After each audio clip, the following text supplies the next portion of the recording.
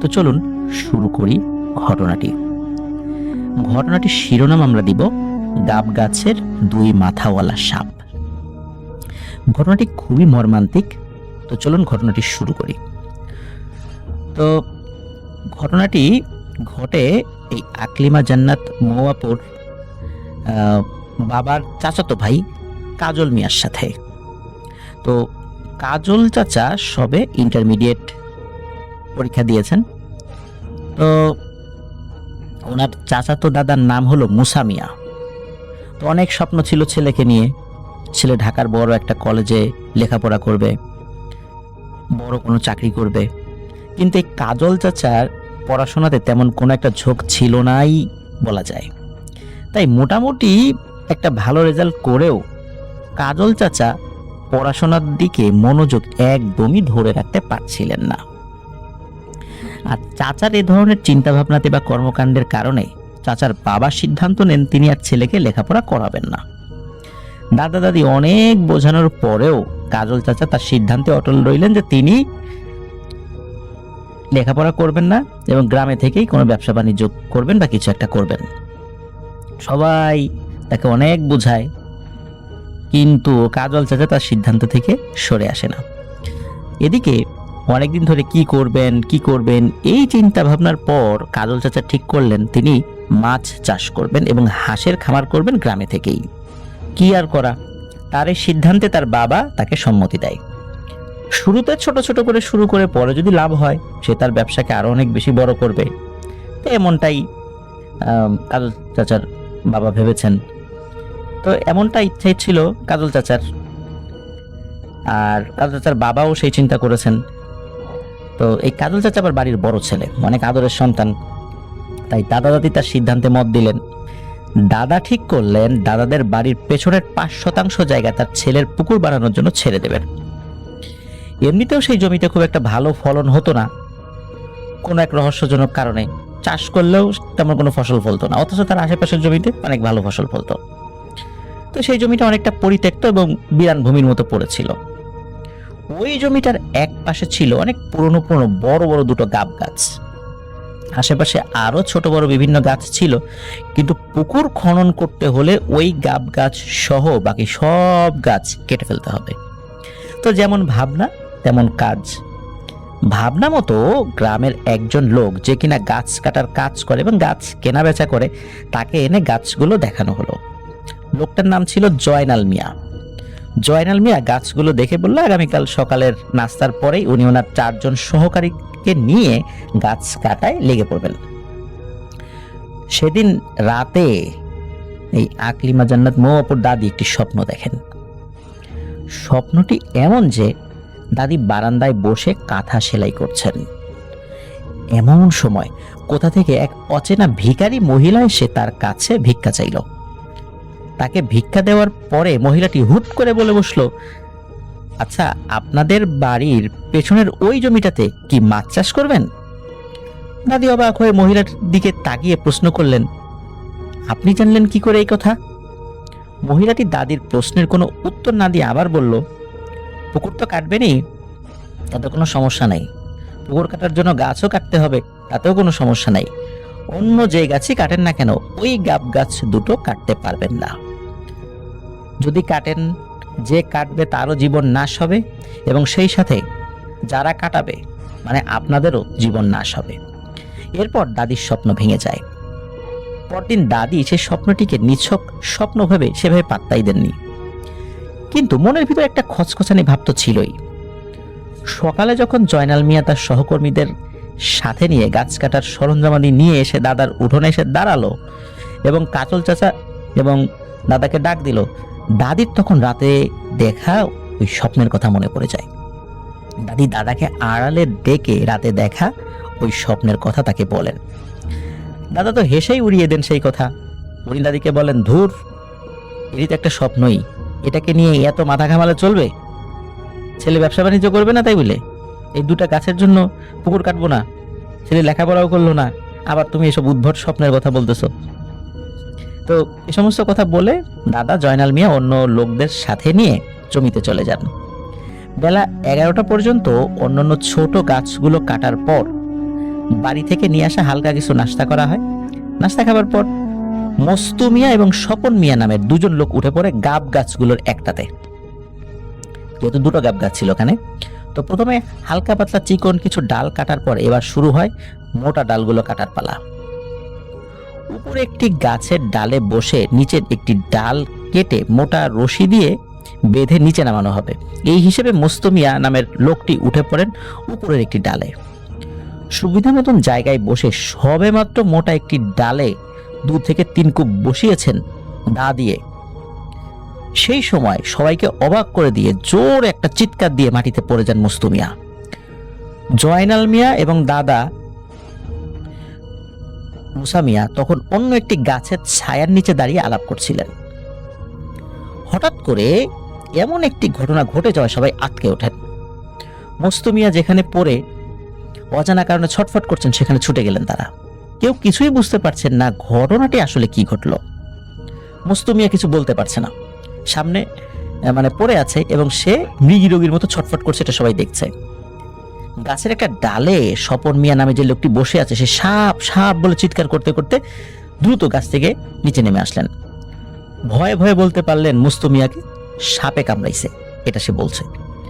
ইয়া মোটা কুচকুচে কালো বিশাল একটা বড় সাপ নাকি মস্তু মিয়াকে কামড়াইছে, এটাই বলছেন স্বপন মিয়া। উনি এই সাপটি গাছের অন্য একটি ডালে নাকি দেখেছেন।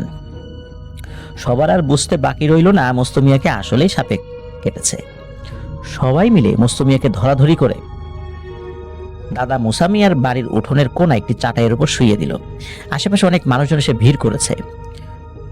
সবার চোখের সামনে কিছু করার সুযোগ না দিয়েই ছটফট করতে করতে মস্তু মিয়া পৃথিবীর মায়া ত্যাগ করে চলে যান। মস্তু মিয়ার পরিবার সহ এলাকার সব পরিবারেই শোকের ছায়া নেমে আসে, কারণ মস্তু মিয়া এলাকারই লোক ছিলেন, সবার পরিচিত ছিলেন, খুব ভালো মানুষ হিসাবে পরিচিত ছিলেন সকলের কাছে। কি হতে কি হয়ে গেল, এমনটা কি হওয়ার কথা ছিল? না, এমনটা তো হওয়ার কথা ছিল না, কেউ ভাবেইনি, কিন্তু আসলে এমনটাই হওয়ার কথা ছিল। এই ঘটনার পর 3 দিন গাছ কাটা বন্ধ ছিল। 4 দিনের দিন আবার গাছ কাটতে আসার কথা ছিল জয়নাল মিয়ার, কিন্তু সেদিন বেলা 11টার দিকে এসে দাদাকে বলে যায় যে তিনি আর গাছ কাটতে পারবেন না, এমনকি তার দলের কেউই এই দুটো গাছ কাটবেন না। কারণ গত রাতে নাকি জয়নাল মিয়া স্বপ্নে দেখেছেন ওনার ঘরের চালের নিচে যে চাটাই দেওয়া আছে সেই চাটাইয়ের ফাঁকা দিয়ে একটা কুচকুচে মোটা সাপ, কালো সাপ সেটি ছিল। জয়নাল মিয়ার কাছে এসে বলছে, খবরদার জয়নাল মিয়া, ওই গাছে আর একটা টোকাও দিবি না, তাহলে মস্তু মিয়ার সাথে যা হয়েছে তোদের সাথেও ঠিক তেমনই ঘটবে। তাই জয়নাল মিয়া বা তার দলের কেউই এই গাছ কাটতে পারবে না বলে সিদ্ধান্ত নিয়েছে এবং তাদের এই সিদ্ধান্তের কথা দাদাকে তারা সাফ সাফ জানিয়ে দেন। দাদা অনেক বোঝানোর চেষ্টা করেন, কিন্তু তাদের এক কথা, তারা গাছ কাটবেন না। তারপর তারা সেখান থেকে চলে যান। এবার দাদা দাদি একটু চিন্তায় পড়ে যান যে এই গাছ দুটো তো কত বছর ধরে ওখানে দাঁড়িয়ে আছে, কত রাত বিরাত এই গাছের নিচ দিয়ে আসা যাওয়া করলাম, কই কোনোদিন তো আমাদের চোখে কিছু পড়ে নাই যে এই গাছে ভয়ানক কিছু আছে, বা গ্রামের কেউ তো এটা দেখে কোনো ভয় পায় নাই, বা ভয়ের পাওয়ার মতো ন্যূনতম কোনো কারণ এখন পর্যন্ত ঘটেনি, অথচ গাছ দুটোর বয়স কিন্তু অনেক। তাহলে এখন কেন এসব ঘটছে? এই স্বপ্নের কথা কি আদৌ সত্যি নাকি নিছক একটি মনের ভয়? দাদা বিষয়টিকে শুরুর দিকে গুরুত্ব না দিলেও এখন বিষয়টিকে হালকার উপরে নিলেন। ঠিক করলেন যে এই লোককে দিয়ে গাছ কাটানো গেলে যদি না কাটানো যায় সমস্যা নাই, তো আশেপাশের অন্য গ্রামের আরো গাছ কাটার লোকের তোর অভাব নাই, তাদের কাউকে দিয়ে এই গাছ দুটো তিনি কাটিয়ে নেবেন। যেহেতু আশেপাশের সব গাছই কাটা হয়ে গেছে, এখন এই দুটো গাছই বাকি রয়েছে, আর এ দুটো না কাটলে কিন্তু পুকুর খনন করা যাচ্ছে না। তাদের পজিশনটা এমন জায়গায় যে এটা কাটতেই হবে, আর এ দুটো রেখেও পুকুর কাটলে সেটা পুকুরের কোনো শেপই হবে না। তো এখন সমস্যা যেটা হলো যে কথা কি আর গ্রামে গোপন থাকে? যে লোকে দুটো গাছ দেখতে আসে কাটার জন্য এবং যারা বলে যে আগামীকাল থেকে অথবা বিকাল থেকে এসে বা একটু পরে এসে গাছ কাটবে, ওই লোক আর গাছ কাটতে আসে না। ওই লোকজনকে গ্রামের লোকজন পথে পেলে জানিয়ে দেয় যে ওই গাছ কাটতে গিয়ে কিন্তু মানুষ মারা গেছে, খবরদার ওই গাব গাছ কাটতে যাইও না। আর গ্রামে তো রটেই গেছে ওই গাব গাছ দুটোই কিন্তু ভয়ানক দোষ আছে, যেই কাটতে যাবে তারই ক্ষতি হবে। এই সতর্কবাণী শোনার পর কেউই আর ওই গাছ কাটতে আসে না। রাত্রে ভয়ানক স্বপ্ন দেখার আগে গ্রামের লোকজনই তাদেরকে ভয় ঢুকিয়ে দেয়। এখন ভালোই ঝামেলায় পড়া গেল, কি করা যায়? গাব গাছ দুটো না কাটলে তোর পুকুর কাটা যাচ্ছে না। এখন কাজল চাচা সিদ্ধান্ত নেন যে ধুর, বাইরের কাউ খেয়াল লাগবে না, আমার লাগবে না কারো হেল্প। চাচা এবং তার 3 জন বন্ধু মিলে গাছটি কেটে ফেলবেন এই সিদ্ধান্ত নিয়েছেন। আর এই কথাটা তার মা বাবার কাছে অর্থাৎ দাদাদের কাছে গোপন রেখেছিলেন, কারণ ওনারা জানলে বাধা দেবেন। এখন গাছ না কাটলে তো আর পুকুর কাটা যাচ্ছে না, আর তার ব্যবসা বাণিজ্য থেমে আছে। এখন চাচার সামনে গাছ কাটার সুবর্ণ সুযোগ আসার অপেক্ষায় তিনি প্রহর গুনছেন, এবং গাছ কাটার একটি সুবর্ণ সুযোগ চলেও আসে একদিন। সেদিন অন্য একটি গ্রামে চাচার খালার বাড়িতে খালার শাশুড়ির একটা দোয়া অনুষ্ঠানের দাওয়াত ছিল সবার। দাদা দাদি এবং আরো কয়েকজন মিলে ওই গ্রামের দাওয়াত খেতে গেল। তো চাচা ভিন্ন একটি কারণ দেখিয়ে ঘরে থেকে গেলেন, ওনার মা বাবাকে বলেন নাই। সত্য কথা, বাড়ির সবাই বাড়ি থেকে বেরিয়ে পড়া মাত্রই কাজল চাচা তার 3 বন্ধু মামুন, হুমায়ুন এবং জাকির এদেরকে খবর পাঠিয়ে গাছ কাটার জন্য প্রয়োজনীয় জিনিসপাতি আনিয়ে বাস শুরু করে দেন কাজ। চাচার খালার বাড়ি এবার গ্রাম থেকে বেশ দূরে, তাই ওনার মা বাবা ওই দিন অবশ্যই ওই বাড়িতে থেকে তারপর আসবেন, দাওয়াত খেয়েই চলে আসতে পারবেন না। তো এই সুযোগে চাচা নির্বিঘ্নে গাছ কেটে ফেলতে পারবেন। কাজল চাচা এবং তার এক বন্ধু জাকির উঠে গেলেন গাব গাছের ডালে। কিছুক্ষণ কোপাকুপির পর মামুন নামের যে বন্ধুটি ছিল সে গাছের নিচে দাঁড়িয়ে গাছের ছোট ডালগুলো একপাশে জড়ো করছিল। সে হঠাৎ করে উদ্ভ্রান্তের মতো হাত পা ছুড়ে সাপ সাপ বলে চিৎকার করতে লাগলো। কাজল চাচা এবং মামুন চিৎকার শুনে জলদি গাছ থেকে নেমে আসলেন। সাপের কথা শুনেই সবাই হাতের ডাল নিয়ে আশেপাশে সাপ খোঁজায় লেগে পড়লেন। কাজল চাচার চোখে হঠাৎ সাপের একটি লেজ দৃশ্যমান হলো। উনি দেখতে পেলেন সরসর করে একটি সাপ পড়ে থাকা পাতার একটি ঝোপের ভিতর ঢুকে যাচ্ছে। বিদ্যুৎ গতিতে উনি তার হাতে থাকা মোটা ডালটি দিয়ে কয়েকবার ঝোপের উপর বাড়ি মারলেন।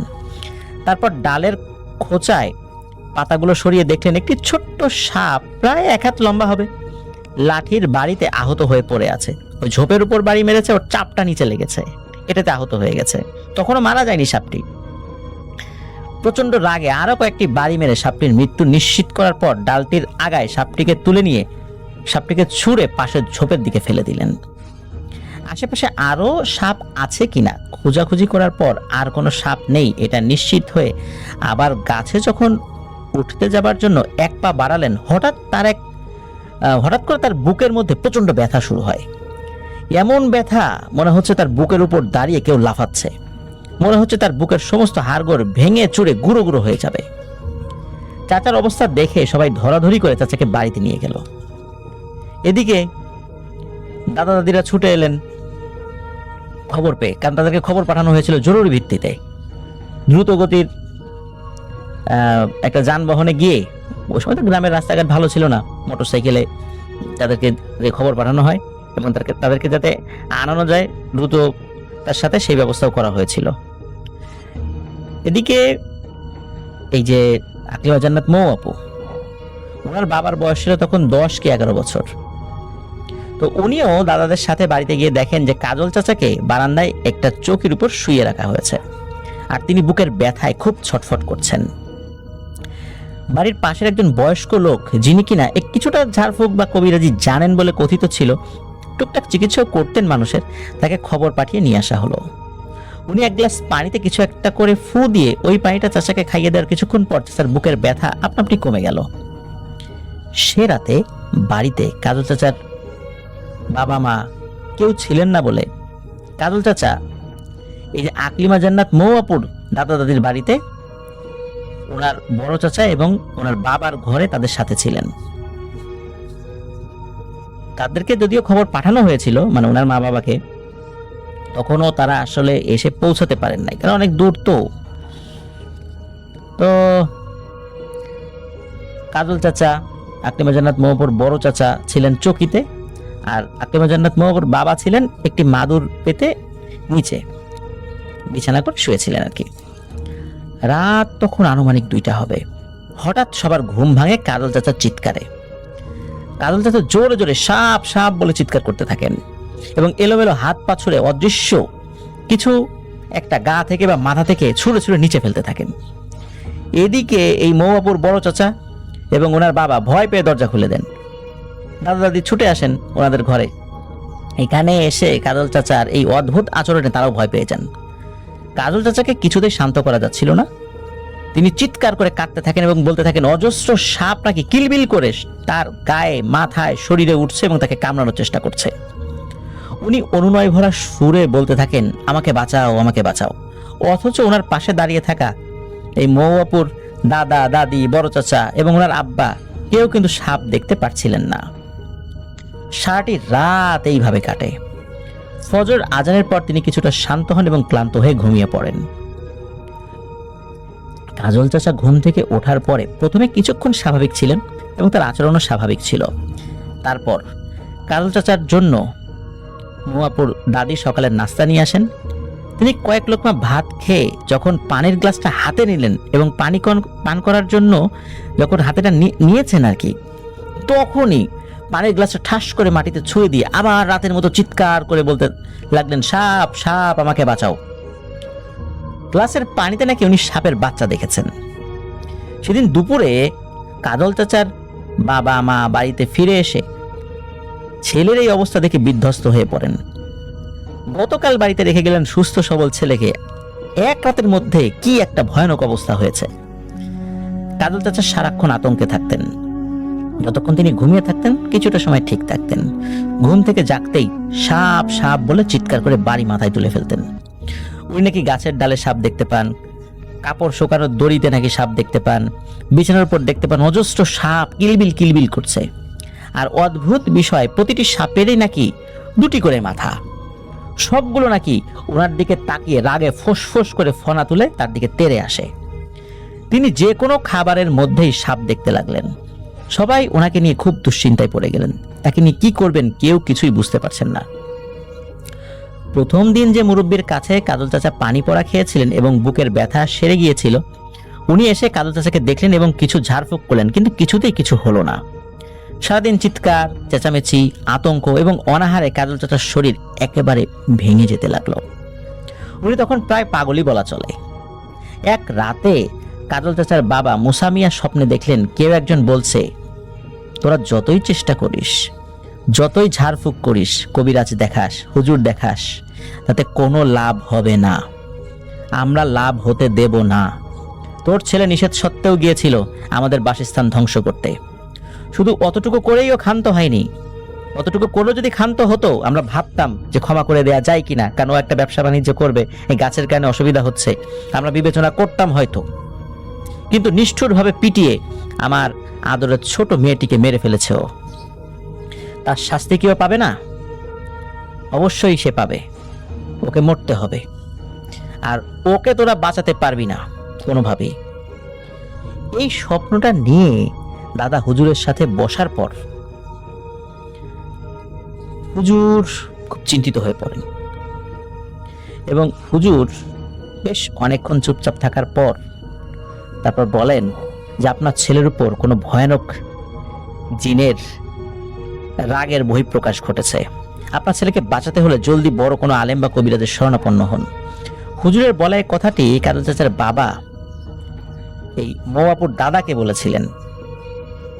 কাজল চাচার বাবা ওনার সম্পর্কে দাদা হতেন। তো মৌয়াপুর দাদাকে বলার পর মৌয়াপুর দাদা কাজল চাচার বাবাকে বলেন জিন হুজুর নামে বড় এক আলেমের কথা তিনি শুনেছেন। ওই আলেম নাকি অনেক কঠিন বিষয়ে অনেককেই আল্লাহর রহমতে সুস্থ করেছেন। পরের দিন তারা ঠিক করেন ওই আলেমের কাছে গিয়ে কাজল চাচাকে নিয়ে কিছু একটা ব্যবস্থা করবেন, কিন্তু সে সুযোগ তারা আর পাননি। তার আগেই ঘটে যায় মর্মান্তিক একটি ঘটনা। ওই রাতে মৌয়াপুর দাদা এবং কাজল চাচার বাবা ওনাদের রুমেই ছিলেন আর কি। তো সাথে কাজল চাচাকে মাঝখানে রেখে দুই ভাই শুতেন দুই পাশে। ওই রাতে দুই ভাই শুয়েছিলেন কাজল চাচার পাশে, রাতে কাজল চাচার বাবা একটি দুঃস্বপ্ন দেখেন।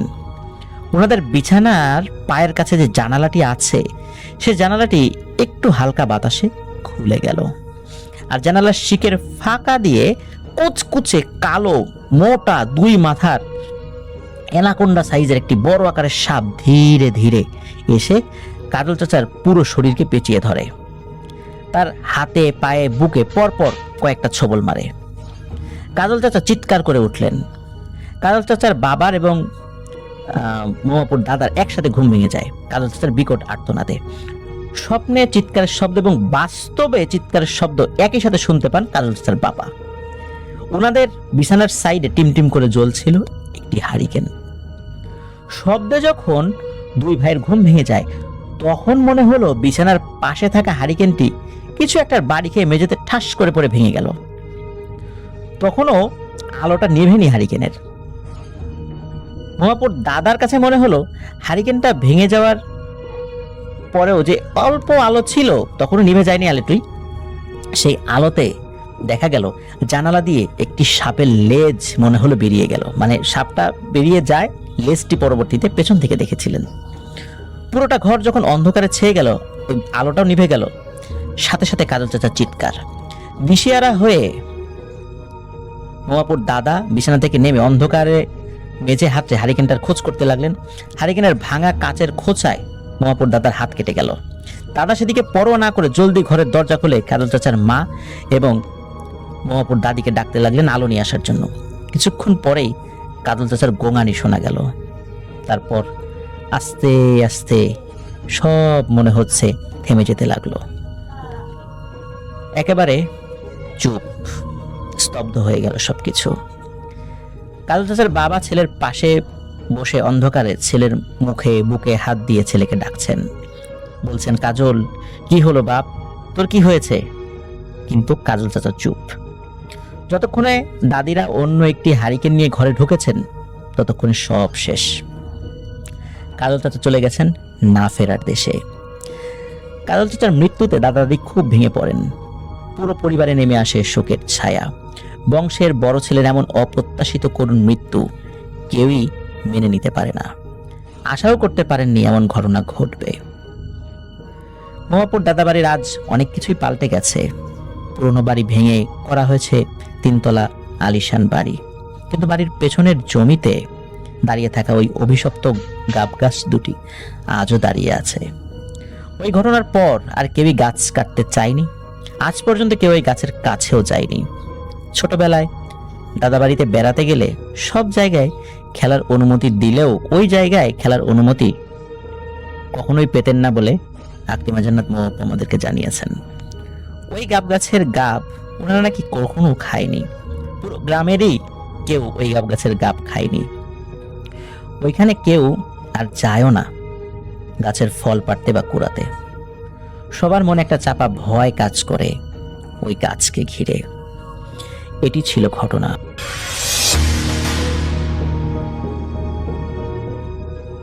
এই ঘটনাটি আমাদের সাথে শেয়ার করেছেন doctor Masum Billah, new jersey, United states থেকে। ডাক্তার মাসুম তিনি অতীতে আমাদের সাথে ঘটনা শেয়ার করেছিলেন। তিনি বর্তমানে আমেরিকাতে অবস্থান করছেন। তিনি তার মেডিকেল ফিল্ডে তিনি যাত্রা শুরু করেছেন। ওখানে গিয়ে তার কিছু ফর্মালিটিস ছিল, পরীক্ষা ছিল, সেগুলো দিয়ে তিনি এখন বর্তমানে সেখানকার একটা প্রাইভেট নার্সিং হোমে তিনি সেখানে আছেন ইন্টার্ন হিসাবে, তো কাজ করছেন। তো সেখান থেকে তিনি আমাদেরকে ঘটনা পাঠিয়েছেন, তার নিজের জীবনের ঘটনা এবং তার বন্ধুর জীবনের একটি ঘটনা। তো সেটি তিনি শেয়ার করেছেন। তো আমি চলে যাব ডাক্তার মাসুমের ঘটনায়। এবছরের কোন একটা সময় ডাক্তার মাসুম নিউ ইয়র্কের আপস্টেটের একটা প্রাইভেট নার্সিং হোমে জয়েন করেন অ্যাজ অ্যান ইন্টার্ন, সেখানকার এক প্রফেসরের আন্ডারে। এবং এই এই নার্সিং হোমটা বা হসপিটালটা যেটাই বলেন সেটা ছিল একটু দূরে, মানে শহর থেকে বেশ খানিকটা দূরে, একটু আইসোলেটেড এনভায়রনমেন্টে, এবং এখানে বিশেষ করে বয়স্ক মানুষরা চিকিৎসা নেন। এবং ডাক্তার মাসুমের কাছে একটু অবাক লেগেছিল সেখানে যে একদমই কোয়াইট, আশেপাশে তেমন কোনো জায়গা নেই, ফ্যাসিলিটিস নেই, এবং সেই হাসপাতালটা বেশ বড় একটা জায়গা নিয়ে, কম্পাউন্ড নিয়ে, এবং এটা 3 তলা একটা বিল্ডিং। এবং এই 3 তলা বিল্ডিংয়ে তিনি যেখানেই গিয়েছেন বেশ কোয়াইট। রাতের বেলা হাঁটা চলা করাও নাকি বেশ ভয় ভয়, গা ছমছম করার মতো একটা অবস্থা থাকে। তিনি বলেছেন যে রাতের বেলা যদি করিডোর দিয়ে আসতে যায় কেউ, তার কাছে ভয় লাগবে অবশ্যই, এরকম একটা অবস্থা। কারণ তাদের যে করিডোরের পাশে মাঝখানে যে জায়গাটা, সেটাই এত বড়, সেই জায়গাটাই মানে একেবারে মানে গাছপালা দিয়ে বেশ একটা বড় ঘন একটা অবস্থা তৈরি করা, সেই জায়গায় একটা মানে ন্যাচারাল ইকোসিস্টেমের মতো তৈরি করা হয়েছে ওই জায়গায়। তো করিডোরের পাশ দিয়ে পুরো দেখা যায় যখন যায়, এবং কোনো মানুষজন নাই, মানে দেখা যায় দেখাই হয় না। দিনের বেলা যদি হাঁটা চলা করলে দুই একজন হয়তো আসে, সন্ধ্যার পর কাউকেই দেখা যায় না। আর পুরা বিল্ডিংটা কোয়াইট। আর এখানে বিশেষ করে বয়স্ক মানুষরা এখানে থাকেন, চিকিৎসা নেন। অনেকে দেখা যায় চিকিৎসা নিচ্ছেন, বেশ লং টাইম ধরে চিকিৎসা নিচ্ছেন, তাদের থেরাপি চলছে, ইত্যাদি ইত্যাদি চলছে। তো মানে দেখা যাচ্ছে যে যারা থাকেন তারাও বেশ কোয়াইট, এবং বয়স্ক মানুষ, সিনিয়র সিটিজেন্স, তারা অনেকে চলাফেরাও করছেন খুব আস্তে আস্তে। তো যাই হোক, মানে পরিবেশটা অন্যরকম। তো ডক্টর মাসুম এখানে জয়েন করার পরে তার কাছে একটু অস্বস্তি লাগছিল যে আমি আসলে হঠাৎ কোথায় এসে পড়লাম। আর ওনাকে বাসাটাও নিতে হয়েছিল ওটার থেকে মোটামুটি কাছে, তাও প্রায় 40 মিনিটের ড্রাইভ ছিল। যেখান থেকে আসতেন তিনি, রাস্তা একেবারেই নীরব রাস্তা ধরে তাকে ওখানে পৌঁছাতে হতো। সেই রাস্তাতেও নাকি বেশ অন্যরকম লাগতো। তো মাসুম সাহেবের জীবনে এর আগে বেশ ভয়ের দু একটা ঘটনা ঘটছিল। তো এর মাঝে একটা বড় ঘটনা তিনি আমাদের সাথে শেয়ার করেছেন। এরপর থেকে তিনি বেশ এই অ্যাডভেঞ্চার প্রেমী বা এই অতিপ্রাকৃত জিনিসের প্রতি খুব ইন্টারেস্ট ফিল করতেন। তো যাই হোক, ওইখানে এসে তিনি যখন এরকম একটা এনভায়রনমেন্ট পেলেন, তার কাছে আরও অন্যরকম লাগা শুরু করলো। আর এই হসপিটাল এনভায়রনমেন্টটা একটু ডিফারেন্ট, মানে তার কাছে একটু খারাপ লাগতো এই কারণে যে আমি হঠাৎ করে কোথায় আসলাম। তো যাই হোক, এর মাঝেই তার সাথে ঘটনাটা ঘটে, বেশি দিন আগে না, এই 2-1 মাস আগে। তিনি ওইখানে মোটামুটি চলাফেরা করতেন, যেহেতু তিনি ইন্টার্ন করেন, তার এক সময় কাজ পড়তো, এক শিফটে বিভিন্ন সময় তাকে প্রিপেয়ার থাকতে হতো, জানতে হতো। তো কাজ খুব বেশি না, যেটা হচ্ছে যে তাকে যে রিপোর্ট করে তিনি যে গিয়ে খবর নিতেন, লিস্টগুলো দেখতেন, চেক লিস্টগুলো দেখতেন, আর তার ডিসকাস করা লাগতো, তার যেই ইনস্ট্রাকশনগুলো থাকতো তার সিনিয়রের, সেগুলো ফলো করা লাগতো। আবার মাঝে মাঝে সিনিয়র ভিজিট আসতো, তার সাথে যাওয়া লাগতো সেখানে। আর ওনার কলিগ একজন ছিল, রমেশ নামে একজন ভারতীয়, দুইজনে সেও থাকতো আর কি ওনার সাথে। তো যেদিনকার ঘটনা, ওই দিন বেশ ঠান্ডা পড়ছে, এবং ওই জায়গাটা তো ঠান্ডা প্রধানই জায়গা। তো তখন অলরেডি নভেম্বর হয়ে গেছে, বেশ ঠান্ডা, এবং ঠান্ডার মধ্যে ডাক্তার মাসুম তিনি ওখানে গিয়ে একটা কফি নিয়ে হাঁটতেছেন, মানে ওনার রাউন্ড উনি দেখছেন, মানে হেঁটে হেঁটে যাচ্ছেন দেখছেন, এবং ওখানকার নার্সিং স্টেশন আছে, সেখানে যেও তিনি গল্প করেন মাঝে মাঝে। তো ওই দিনও তিনি নার্সিং স্টেশনে যে নার্সদের সাথে কিছুক্ষণ কথাবার্তা বলে তখন দেখতেছেন যে এখন আর কিছু করার নাই, কারণ উনি ওনার যেগুলো ভিজিট ছিল সেগুলো দেখছেন, তিনি যেই চার্টগুলো দেখার ছিল সেগুলো দেখছেন, চেক করছেন। তো চিন্তা করলেন যে এখন তো কিছু করার নেই। তো উনি চিন্তা করলেন যে আমি একটু হেঁটে যাই সামনে, গিয়ে ক্যাফেটেরিয়াতে বসি, কফিটা শেষ করি, আর সাথে ভেন্ডিং মেশিন থেকে কয়েকটা চিপস বের করে নিই। তো এই চিন্তা করে তিনি ওদের কাছ থেকে কথা বলে হেঁটে গেলেন, যে আবার জিজ্ঞেস করে গেছেন ওদেরকে যে তোমাদের কারো কিছু লাগবে কিনা। তো ওরা বললো no doctor, we are fine. হ্যাঁ, তো উনি হেঁটে হেঁটে যাচ্ছেন। তো হেঁটে যেয়ে দেখলেন যে ক্যাফেটেরিয়াতে এখন সেলস বন্ধ আর কি, মানে ওখানে যে একটা স্টোর আছে ওইটা বন্ধ হয়ে গেছে, জাস্ট ভেন্ডিং মেশিন আছে। তো ভেন্ডিং মেশিন কিন্তু প্রতি তালাতেই আছে। ভেন্ডিং মেশিন হচ্ছে যে ওখানে যে পয়সা ঢোকালে ওই জিনিসগুলো বের হয়ে আসে, ক্যান্ডি, চিপস এগুলো থাকে, বিল দিলে ওগুলো বের করে দেয়। তো প্রতি ফ্লোরেই আছে, 3 তলার মধ্যেই আছে, যদিও উনি 3 তলাতে কিন্তু এই পাশটায় কখনো যান নাই। তো উনি গেলেন ভেন্ডিং মেশিনে গেছে, যে দেখলেন যে ভেন্ডিং মেশিনের মধ্যে লেখা আউট অফ অর্ডার। তো আউট অফ অর্ডার যখন লেখা আছে, তো তিনি চিন্তা করলেন যে আমি 3 তলায় উঠে যাই। তা 3 তলা ওঠার একটা কারণ হচ্ছে যে যেহেতু ওনার কিছু করার নাই এখন, মানে এই টাইমটা পুরাই ফ্রি উনি, তো চিন্তা করলেন যে উপরে যেহেতু যাওয়া হয় না, এই সাইডের এই উইংটাতে তিনি কখনো যান নাই, তিনি কখনো উপরে উঠেন না এই জায়গাটায়। তো তিনি চিন্তা করলেন যে উঠে যাই, উঠে গিয়ে এখানের যে ভেন্ডিং মেশিন আছে ওটা থেকে নেই। তো উঠলেন, সিঁড়ি দিয়ে উঠে তিনি প্রথম জাস্ট স্টেয়ার্সটা পার হইলেন, তারপর ল্যান্ডিংটা পার হয়ে দ্বিতীয় স্টেয়ার্স দিয়ে যখন উঠতেছেন দেখতেছেন যে 3 তলার ওখানে অন্ধকার, মানে ওখানে আলো নাই। তো তিনি চিন্তা করলেন যে মেবি এখানে হয়তো লাইট বন্ধ বা কিছু। তো ঢুকে গেলেন, ঢোকার পর দেখতেছেন যে আসলে ওখানে বাতি নিভানো, শুধু 2 পাশে, মানে ডানে একদম করিডোরের শেষে আর বাঁয়ে বাতি চলতেছে, আর এই পাশের পুরা করিডোরটা বন্ধ, মানে পুরো অন্ধকার। এবং এখানে বিভিন্ন কেবিন আছে, দরজার নাম্বার টাম্বার দেয়া। তো তিনি একটু অবাক হইলেন যে মানে হোয়াটস গোয়িং অন, এখানে কেবিনগুলা কিসের, বা এরকম মানে এই উইংয়ে কি আছে এরকম বন্ধ, এরকম সব কিছুই বন্ধ, কারণ 2 পাশে শুধু 2টা বাতি জ্বলতেছে, 2 পাশে, মাঝখানে অন্ধকার। তো তিনি তাকায় দেখলেন যে ভেন্ডিং মেশিন আছে, কিন্তু ভেন্ডিং মেশিনে কোনো লাইট জ্বলতেছে না। সো বুঝলেন যে এটা আসলে মানে কাজ করতেছে না, এটা বা অনই করা নাই, বা এখানে হয়তো কোনো অপারেশনস হয় না আর কি, এখানে মানে কোনো কাজ হয় না আর কি, জায়গাটা হয়তো বন্ধ পড়ে আছে। তো উনি ঘুরে নেমে যাবেন, এই সময় তার চোখে পড়লো যে হাতের বাঁ দিকের শেষ মাথায় দেখা গেল যে ওই জায়গায় একটু ফাঁকা জায়গা আর কি, করিডোরের শেষে একটু ফাঁকা জায়গা আছে খোলা, ওই জায়গা দিয়ে নিচের দিকে একটা মেয়ে তাকায় আছে, গাউন পরা, ইয়াং মেয়ে যাকে আছে গাউন পরা। তো তিনি ভালোই বুঝলেন এত দূর থেকে যেটা নার্স না, তাদের ওখানকার নার্সরা এরকম ড্রেস পরে না, ইউনিফর্ম এরকম না। আর মেয়েটা কে, দেখা যাচ্ছে যে এরকম নিচের দিকে এরকম তাকায় আছে, মানে ওই ফাঁকা জায়গাটা দিয়ে ওই জায়গায়। তারপর তিনি দেখলেন যে মেয়েটা একদম মানে এরকম শরীরের অর্ধেক নিচে নামাই দিছে ওই দিয়ে ফাঁকা দিয়ে, মনে হচ্ছে যে একদম মাথাটা নিচের দিক দিয়ে পড়ে যাবে এরকম কিছু। তো তিনি এখান থেকে বললেন হেই হেই বলে উনি ডাক দিলেন। তো ডাক দেওয়ার পর দেখলেন যে ওই মেয়েটা তাকাইছে তার দিকে।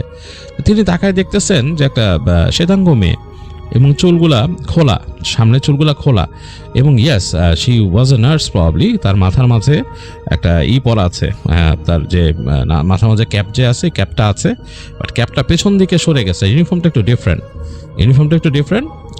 তার দিকে তাকাইছে বিষণ্ণ চোখে, তাকায় সে দ্রুত হাঁটা দিল, এবং হাঁটা দিল কোথায়, ওই পাশে আরেকটা সিঁড়ি আছে ওইদিকে। তো ডাক্তার মাসুম কয়েক সেকেন্ডের জন্য একটু চুপ করে গেলেন। তিনি ভাবলেন যে ঘটনাটা কি, মেয়েটা কে, এই হসপিটালেরই কেউ, ওদিকে গেল কেন? আর ও যেভাবে এখানে নিচে তাকাইছিল মনে হচ্ছিল সে নিচে পড়ে যাওয়ার চেষ্টা করতেছে বা লাফ দেওয়ার চেষ্টা করতেছে। এটা তো খারাপ, এখানে এরকম একটা ঘটনা ঘটাতে উচিত না, সে অ্যাজ এ ডাক্তার তার উচিত এটার এই জিনিসটা দেখা। তো ডাক্তার মাসুম দ্রুত হাঁটা দেয় ওটার পিছনে ওই করিডোর দিয়ে হাঁটা শুরু করে। করিডোর কিন্তু এখানে অন্ধকার, ওই পাশেই আলো আছে, যেখানে মেয়েটা ওই ঝুঁকছিল নিচের দিকে ওই জায়গাটাতেই লাইটের আলো আছে, এবং সেটাই এখানে আসতেছে। তো মাসুম দ্রুত যাচ্ছে এই করিডোর ধরে, নিচে কার্পেট যেহেতু জুতার আওয়াজও হচ্ছে না, তিনি দ্রুত যাচ্ছেন এবং দেখতেছেন যে ডান দিকের যে দরজাগুলো সবগুলো কিন্তু বন্ধ দরজা, এবং মনে হচ্ছে যে এগুলা দরজার বাইরে একটা ছোট্ট র্যাক থাকে, একটা ফাইল র্যাক থাকে যেখানে ফাইলগুলো, পেশেন্টের ফাইলগুলো রাখার জন্য, ওখানেও কিছু নাই, ধুলা পড়ে আছে তিনি দেখতেছেন। তো বোঝা যাচ্ছে বেশ অব্যবহৃত ওই জায়গাটা, এবং নিচে তা কার্পেটের দিকে উনি বুঝতে পারতেছেন যে, এবং বাদিকের যে দেয়ালে টেন্টিংগুলো আছে ওই জায়গার মধ্যেও মনে হচ্ছে ধুলা জমে গেছে খানিকটা, বেশ পুরনো অব্যবহৃত এই জায়গাটা। তো তিনি দ্রুত চলে গেলেন, আলোর কাছে যে পৌঁছায় ডানে তাকাই দেখতেছেন যে ডানে যেই বায়ে সিঁড়ি উঠে গেছে উপরে, এটা রুফটপে ওঠার, 3 তলার ছাদে ওঠার। তিনি দ্রুত হেঁটে ওই দিক দিয়ে দৌড়লেন। তার মাথার মধ্যে আর অন্য চিন্তা নেই, তিনি বলছেন মেয়েটা মনে হয় উপরে উঠছে কোনো একটা ব্যাপারে, এই মেয়েটা কোনো একটা বিপদগামী, সে নিচে পড়ার ধান্দায় আছে, কোনো একটা ঘটনা ঘটছে। তো তিনি দ্রুত হেঁটে ওই সিঁড়ি দিয়ে ওঠা শুরু করলেন। তো প্রথম উঠে একটা ল্যান্ডিং, তারপর ডান দিকে যে রুফটপের সিঁড়ি, রুফটপের গোড়ায় কিন্তু একটা দরজা লাগানো, এবং দরজাটা হচ্ছে অটোমেটিক কাইন্ড অফ দরজা। অটোমেটিক বলতে একটা লাগানো, ওই যে বারের মতো লকটা আর কি, এটা এখান থেকে চাপ দিলে, এই পাশ থেকে চাপ দিলে ওটা খুলে যায় রুফটপের ছাদটা, আবার লাগাই দিলে অটোমেটিক শাট ডাউন হয়ে যায়। ওই যে স্প্রিং লোডেড লাগানো উপরে একটা এরকম হিঞ্জের মতো লাগানো আছে। তো তিনি যখন নাকি ল্যান্ডিং থেকে দিতে উঠতেছেন, ওখানে আবার লেখা আছে এক্সিট। তো উনি যখন উঠে যাবে উপরে, ওই সময় তিনি শব্দ পেলেন ঘটাস করে ওই গেটটা লাগাইলো, কেউ একজন ঢুকে গেছে, ছাদের উপরে ঢুকে গেছে, ছাদে ঢুকছে। তিনি চিন্তা করলেন ও মাই গুডনেস, এখানে তো সমস্যা আছে। তিনি দ্রুত উঠে গেলেন, উঠে ধাক্কা দিয়ে ওই বারটা ধাক্কা দিয়ে তিনি গেট খুলে একদম ঢুকলেন রুফটপে। উঠে তিনি দেখছেন রুফটপ খা করতেছে, কেউ নাই রুফটপে, ডানে বামে তাকাচ্ছেন তিনি, কেউ নাই। মাঝখানে যে তাদের এই ক্লিনিকের এখানে যে কিছু ন্যাচারাল একটা এনভায়রনমেন্ট তৈরি করা হয়েছে, সেটার কয়েকটা গাছের দেখা যাচ্ছে। হঠাৎ করে তিনি ডানে তাকায় দেখলেন যে পাশে গ্রিল ধরে সেই মেয়েটা দাঁড়ায় আছে এবং তার দিকে তাকায় আছে। তো তার কেমন জানি সেই মেয়েটা যে তাকায় আছে, চাউনিটা দেখে ডাক্তার মাসুমের সারা শরীরে একটা শিরশিরানি অনুভূতি হয়ে গেল। তো মেয়েটা তার দিকে তাকায় আছে, তারপর তিনি দেখলেন মেয়েটা হাসা শুরু করলো, কেমন করে জানি একটা হাসি দিচ্ছে তার দিকে তাকায়, এবং সে হাসিটা মিনিংফুল হাসি, সামথিং লাইক আমি কিছু একটা করতেছি, পারলে ঠেকাও এরকম, এবং হাসতেছে মেয়েটার হাসিটা একান ওকান হয়ে যাচ্ছে। তারপর দেখলো মেয়েটা একদম ঝুঁকে গেল বাইরের দিকে, একদম গ্রিলটা দিয়ে তার কোমর বাঁকা করে একদম ঝুঁকে গেল বাইরের দিকে। ডাক্তার মাসুম এখান থেকে বলতেছে no no no no no don't do it please don't do it listen to me, এরকম বলতে বলতে তিনি সামনে যাওয়ার চেষ্টা করতেছেন। তিনি যখন আরও কাছে চলে গেছেন, একদম অনেকখানিক পার হয়ে চলে গেছেন তিনি, এই সময় তিনি দেখলেন মেয়েটা ওই পাশে উপর হয়ে একদম মাথা নিচের দিক দিয়ে লাফ দিল। ডাক্তার মাসুম দৌড় দিয়েছে ওখান থেকে, খুব ফাস্ট দৌড় দিয়ে গেছে উনি গ্রিল পর্যন্ত যে দাঁড়ায় তিনি নিচে তাকাইলেন। নিচে তাকায় তিনি দেখতেছেন যে একটা মেয়ে পড়ে আছে নিচে, মানে একদম পড়ে আছে এবং খুব বাজে অবস্থা আর কি। ওই জায়গায় ওই পাকা ছিল, খুব বাজে অবস্থা। তিনি মানে ও মাই গুডনেস বলতে বলতে তিনি তার ফোন বের করছেন, ফোন বের করে তিনি ওখানে ইমার্জেন্সিতে কল দিতেছেন। ইমার্জেন্সিতে কল দিতে দিতে নিচে নামতেছেন, দৌড় দিয়ে সিঁড়ি দিয়ে, মানে ছাদের খুলে দ্রুত নামতেছেন তিনি। তো নামতে নামতে তিনি একেবারে খুব ফাস্ট তিনি নেমে গেছেন একতলায়, নেমে দৌড়ায় তিনি গেছেন ওখানকার যে রিসেপশনে, যে বলতেছেন যে এখানে এরকম ইনসিডেন্ট হয়েছে, এই কাহিনী, এরকম ব্যাপার, আমি ইমার্জেন্সিতে কল দিছি। এবং তখন অলরেডি ইমার্জেন্সি ডায়াল করছেন তিনি কিন্তু। তো তাকে ওই যে তাদের যে কাউন্টারের যেই মেয়েটা আছে সে বলতেছে যে ডক্টর প্লিজ কুল ডাউন, কী করছো তুমি, লাইন কাটো। তো ওই পাশ থেকে তাকে বলতেছে যে ইমার্জেন্সি কি। উনি ডক্টর মাসুম তিনি জাস্ট বলতে গেছেন যে এরকম কথা, তার হাতটা ধরে বসছে নার্সটা, নিয়ে বলছে যে বলো কিছু না। তো তখন উনি ফোনটা নিয়ে বলতেছে যে I don't know, I am gonna call you guys back বলে কেটে দিয়েছেন। তো কেটে দেওয়ার পর সাথে সাথে ওনার ওখানে আবার কল ব্যাক আসছে ওখান থেকে, ইমার্জেন্সি থেকে, যে তুমি কল দিছিলা। এর মধ্যে তাকে ওই কাউন্টারে মেয়েটা বলতেছে যে না তুমি বলো যে আমার ভুল করে গেছে কল। তো তখন ডাক্তার মাসুম বলতেছে আমার এখানে ইমার্জেন্সিতে সেভ করা ছিল, শর্টকাট কিতে চাপ লেগে গেছে তোমাদের ওইখানে। তো কিন্তু মানে তিনি কিন্তু এটা বলতেছে আবার নিজে মানে পুরাই হয়ে যেতেছে যে কেন তিনি এই কথা বলতেছেন। ওই তাকে হাত দিয়ে দেখাইতেছে ওনার কাউন্টারের মানুষ যে আমি তোমার অ্যাসিওর করতেছি, ডোন্ট ডু দ্যাট। তো উনি বললো যে আমার হার্টে টাচ লেগে গেছে তোমার ইমার্জেন্সি নাম্বার। এটা বলে লাইনটা কেটে দিয়ে তিনি সাথে সাথে ওই তার যে কাউন্টারের মেয়েটার সাথে তিনি জোরে জোরে কথা বলে উঠলেন যে হোয়াটস গোয়িং অন, তুমি কেন লাইন কাটাইলা, তুমি জানো কি হয়েছে এইখানে, যেরকম একটা মেয়ে লাভ দিয়েছে, এরকম নার্স লাভ দিয়েছে, বলছে প্লিজ ডক্টর কুল ডাউন, আসো। তিনি বেরিয়েছে, বেরিয়ে বলছে চলো আমার সাথে। তো মাসুম দ্রুত হাঁটতেছে, ওই মহিলাও হাঁটতেছে সাথে, হাঁটতে হাঁটতে তাকে নিয়ে গেছে ওখানে। কিচ্ছু নাই, পুরো জায়গাটা ফাঁকা, পুরোই ফাঁকা জায়গাটা, ওই জায়গায় কোনো কিচ্ছু নাই। ডাক্তার মাসুম বলতেছে আমি একটু আগে দেখছি এখানে পড়ছে। মহিলা বলতেছে নো, তুমি যেটা দেখছো ওইটা ভুল। তিনি বলতে তুমি কিভাবে জানো, তুমি আমি বলার পর এমন ভাব দেখালে তুমি জানো যে কি ঘটতেছে এখানে, কি ব্যাপার, কে লাভ দিয়েছে কি। বলে আর তুমি আসো, তোমার সাথে পরে কথা বলতেছি, চলো, এখানে কিচ্ছু হয়নি, তুমি ভ্রম দেখছো একটা, তোমার চোখের মধ্যে একটা, এটার মধ্যে একটা লাগছে, so it's just something else বলে তাকে নিয়ে আসছে। তো ডক্টর মাসুম কিন্তু খুব হয়ে গেছে ব্যাপারটাতে, মানে খুব হার্ট হয়ে গেছে ব্যাপারটা কি। তো সে যখন সেখানে বসছে যে ঘটনাটা কি বলো তো তুমি। তো ওই মেয়েটা বলতেছে তাকে, যে কাউন্টারে যে মহিলাটা ছিল সে বলতেছে যে আমি তোমাকে বলবো, বাট তুমি কুল ডাউন, রিল্যাক্স, বসো। তো সে আবার মহিলাটা ইন্টারকমে ওখানে বললো তাদের যে ডাক্তার রমেশকে আসতে বলো, doctor Masum is facing some difficulties. তো এটা শুনে ডাক্তার মাসুম রাগ করে উঠছে, বলছে যে what do you mean I am facing difficulties, মানে হোয়াট ইউ টকিং অ্যাবাউট, মানে কি বলতেছো চাচা তুমি, আমি ডিফিকাল্টি ফেস করতেছি। তখন মহিলাটা বলছে যে প্লিজ রিল্যাক্স। মানে ডাক্তার মাসুমের কাছে রাগই লাগতেছে, সে যা দেখছে এবং সে মিলাইতেও পারতেছে না, সে দেখছে। তো তখন তার কাছে কিছুটা প্যারানর্মাল ব্যাপার স্যাপার মাথায় আসতেছে, যেহেতু সে অতীতে ওই ধরনের জিনিস ফেস করছে। তো একটু পরে ডাক্তার রমেশ আসছে, এসে তাকে জিজ্ঞেস করছে এই কী হয়েছে বাড়ি, কি ঘটনা কি। তো মানে তাদের মধ্যে খুব ভালো আবার একটা আন্ডারস্ট্যান্ডিং ছিল। তো তখন মাসুম বললো আরে আমি এরকম ঘটনা দেখছি এসে। তখন রমেশ দেখলো যে রমেশও মনে হয় ব্যাপারটা জানে, সে একটা অন্যরকম একটা হাসি দিয়ে বলতেছে you come here, let's talk বলে নিয়ে গেল রে। তো ডাক্তার মাসুম গেল রমেশের সাথে, এবং একটু পরেই সে কাউন্টারে মহিলাও আসলো তাদের সাথে। এসে তাকে বলতেছে রমেশ যে এই যে ক্লিনিক এটা কিন্তু হন্টেড। তুমি যে মেয়েটাকে দেখলা, নার্সটাকে, যে তুমি দেখছো, তোমার ঘটনা অনুযায়ী তুমি একে বলছো যে লাভ দিছে, এটার ঘটনা তোমাকে আমি বলে দিই যে তুমি দেখছো যে এরকম তোমার সামনে দিয়ে এরকম তাকায় লাভ দিছে নিচে, রাইট। তো একটু অবাক হয়ে গেল ডাক্তার মাসুম, বলছে হ্যাঁ তুমি কিভাবে জানো। বলে আমি জানি, কারণ এটা অনেকেই দেখছে, আমি দেখি নাই বাট অনেকেই দেখছে এখানে। বলে যে এখানে অতীতে এরকম এক নার্স ছিল, তো তার এখানে কোনো একটা ব্যাপার ঘটছিল কোনো একজন ডাক্তারের সাথে, এবং তাদের মধ্যে মিসআন্ডারস্ট্যান্ডিং হচ্ছিল, তার মানে বয়ফ্রেন্ড গার্লফ্রেন্ড ছিল তারা, মিসআন্ডারস্ট্যান্ডিংয়ের মধ্যে মানে বেশ রকম সমস্যা হয়, এবং সমস্যাতে মেয়েটা এই কাজ করে। তো এরপর থেকে ওই জায়গাটায় মানুষ দেখে। আর ওই যে তুমি যেখানে গেছিলা, তুমি উঠছিলা কোথায়, বলে যে আমি 3 তলায় উঠছিলাম। বলে 3 তলার ওই জায়গাটা এমনিও হন্টেড। বলে কেন, বলে ওই জায়গায় আগে এই ক্লিনিকের আগে যে ক্লিনিক ছিল, মানে মালিক ছিল ওনার, বা এটা যে চালাইতো যে প্রফেসর সে ছিল, তার এখানে ওই জায়গাটাতে গাইনোকোলজি ছিল, এবং ওইখানে বাচ্চাদেরও ওয়ার্ড ছিল, হ্যাঁ, নিউবর্নদের ওয়ার্ড ছিল ওইখানে। তো ওইখানে মানে বিভিন্ন রকমের ব্যাপার স্যাপার ছিল আর কি, মানুষ মানে উল্টাপাল্টা জিনিস দেখে। এখন ওইটা বন্ধ হয়ে গেছে, তো এখন ওইখানে নাই।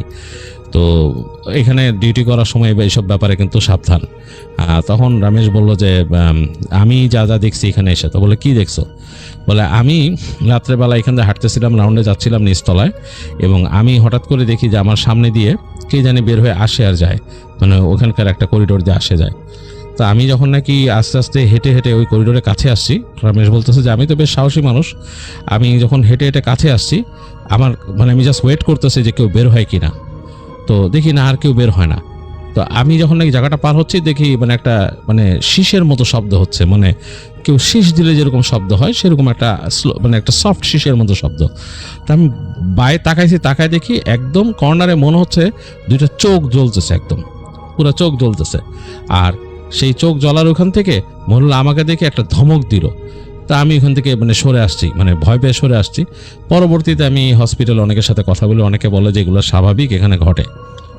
তো তখন ডাক্তার মাসুম বলতেছে যে আরে আমি তো এগুলা ব্যাপার জানি না এখানকার সম্বন্ধে, মানে এটা খুবই আশ্চর্যজনক বা এটা খুবই দুঃখের যেটা আমি দেখলাম। এরকম দেখাটা আসলে খুব কষ্টের। আমি অতীতে আমার দেশে থাকতে এরকম কিছু জিনিস এক্সপিরিয়েন্স করছিলাম, বাট এটা এই দেশে এসো বলে আরে এই দেশে এসে তুমি বলো, তোমার আমি একটা ঘটনা বলি চলো। তো তখন বলছে যে আচ্ছা তা চলো চলো আমার ইসে চলো। তো দুইজনে চলে গেল ওখান থেকে, ওই মহিলার থেকে বিদায় নিয়ে, তাদের ওই যেই কাউন্টারে মহিলা ওর কাছ থেকে বিদায় নিয়ে চলে গেল। তো ওরা যে বসছে তখন ডক্টর রমেশ যেখানে বসে, বলে দুইজনই বসতো এখানে। বসার পরে তখন ডক্টর রমেশ বলতেছে যে আমি ছিলাম নিউ অর্লিন্সে একটা বড় হাসপাতালে, আমি ওখানে জব করতাম। নামটা যদিও ডক্টর মাসুম বলছে, আমি বলবো না। বলছে বিশাল একটা বড় হসপিটাল, মানে বিশাল, মানে একদম জাইগেন্টিক সাইজের।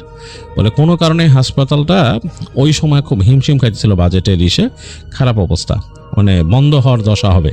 তো এটা নিয়ে অনেক আলোচনা হইতেছে। হাসপাতালে অনেকগুলো উইং বন্ধ করে দিছে তখন, একদম মানে বন্ধ, সেখানে মানুষ মানে যাওয়া আসা করতেছে না, মানে একের পর এক জায়গা বন্ধ হয়ে যাচ্ছে, ফ্যাসিলিটিস বন্ধ হয়ে যাচ্ছে, এবং হাসপাতালটাও বলতেছে বন্ধ হয়ে যাবে।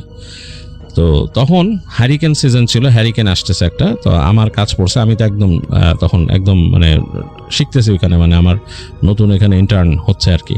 তো আমার কাজ পড়লো হচ্ছে ওখানকার মর্চুয়ারির পাশে, ওইখানেই একটা ছিল, ওয়ার্ড ছিল, ওইটা ইমার্জেন্সি রোগীদেরকে মানে কেবল ভর্তি করলে ওইখানে এনে রাখতো আর কি, এরকম তৈরি করছিল আর কি। কিন্তু পেরোলেই পাশে মর্চুয়ারি, আর মর্চুয়ারির পাশে হচ্ছে আর একটা বড় চলে গেছে, মানে টানেলের মতো আর কি। ওইটা দিয়ে হেঁটে যেতে হয়, পাশের বিল্ডিংয়ের সাথে কানেক্টেড একটা ছোট টানেলের মতো, অনেকটা kind of like a tunnel, হ্যাঁ এরকম চলে গেছে ওইখানে, বা করিডোর যেটাই বলো, টানেলের মতো পাশের ওখানে, এবং অনেক দূর লম্বা। এবং সেটা ওই পাশে হচ্ছে তোমার আরেকটা পুরনো মর্চুয়ারি, সেটা এখন আর কি ইউজ করে না, ওইটা ওরকম পড়ে আছে। আর তার পাশে নাকি ওখানে একটা ছিল, মানে ক্রিমেটিংয়ের জায়গা, যেখানে নাকি পোড়ায় ফেলতো, মানে বডিগুলারে পরিচয় টরিচয় না পেলে মানে ইটি করলে ওখানে পোড়ায় ফেলতো। ওখানে একটা আছে, একটা অবিচুয়ারির মতো হইতো আর কি, একটা বের হইতো যে অমুক অমুক অমুক দিন তাকে বার্ন করা হবে, এরকম লেখা হইতো, এগুলা পেপারে ফ্ল্যাশ করতো, তারপর একদিন পোড়ায় ফেলতো ওইখানে। তো ওইখানে ছিল আর কি কর্নারে। তো ওই জায়গাটা বেশ হন্টেড, এবং এইটা কিন্তু আমাকে ওই হসপিটালের আমাকে মানুষ বলছে, ওই হাসপাতালের লোকজনই বলছে। তো আমি শুনতাম, আমাকে যে ওখানকার যে ওই যারা ওয়ার্ডে কাজ করতো ওরা বলতো যে এই ডোন্ট গো দেয়ার, হ্যাঁ তারা দেখাই দিত যে এই জায়গাতে যাবা না, এই করিডোরের সামনে যাবা না, এই মর্চুরিও হন্টেড, এই জায়গাতে যাবা না। তো আমি শুনতাম এগুলো, আমি গায়ে লাগাইতাম না। আমার তো এখানে পেশেন্ট যারা এসে ভর্তি হইতো ইমার্জেন্সি থেকে, দেখতে হতো, যা যা দিত ওগুলো সব চেক করতাম, হ্যাঁ টাইম টু টাইম ওদের মেডিসিনগুলো চেক করা হইতো, সব কিছু কাজ করা লাগতো আমার। আমাকে হেঁটে আসতে হইতোই ওই পাশ থেকে আর কি, ওই যেই পাশে ওই যে করিডোরটা দিক দিয়ে গেছে তার পাশে আমাকে হেঁটে আসতে হইতো। আর ওইটার শেষ মাথার দিকে ছিল হচ্ছে গিয়ে নার্সিং স্টেশন, তার পাশে হলে আমি বসতাম। তো যাই হোক, হ্যারিকেনের সময় আসছে, মানে বেশ খারাপ অবস্থা, আকাশ ঝড় বাদল, মানে একদম মানে কঠিন অবস্থা, চারিপাশ অন্ধকার হয়ে গেছে। এরকম একটা সময় আমার কাজ পড়লো একদম ইমার্জেন্সিতে যারা আছে তাদেরকে দেখার, এবং হাসপাতালে থাকতেই হবে, এরকম একটা অবস্থা। তো আমি মোটামুটি আনলিমিটেড টাইমের জন্যই ঢুকে গেলাম আর কি হাসপাতালে, যে আসলে টাইম টেবিল কিছু দেয়নি। তো দেখা গেলো যে বেশ অব্যবস্থাপনা শুরু হয়েছে, কারণ দেখা যায় অনেক কিছুই ওখানে ঠিক মতো হচ্ছে না, হসপিটাল যে সিস্টেমগুলো মেনটেন হওয়াগুলো হচ্ছে না। একে তো এগুলার মানে অর্থনৈতিক ক্রাইসিসে পড়ছে তারা, আর সেকেন্ড থিং হচ্ছে যে এটা যে হ্যারিকেন সিজন, অনেক কিছুই ঠিক মতো চলতেছে না। তো যাই হোক, আমি কাজ করতেছি, বসছি ওখানে সন্ধ্যার সময়। তো মোটামুটি আমার পেপার ওয়ার্ক যা ছিল আমি সেরে ওখানে বসে একটু রিল্যাক্স করতেছিলাম, তো কেউ নাই, আমার এখানে কেউ নাই। নার্সিং স্টেশনের নার্সগুলা কোথায় গেছে কে জানে, ওই জায়গাটা পুরো ফাঁকা। আমি হঠাৎ করে এখানে মনে হলো কারা গন্ডগোল করতেছে, মানে হইচই করতেছে ওদিকে। তা আমি অবাক হলাম, হইচইটা মনে হচ্ছে যে খুব বেশি রকমের হইচই।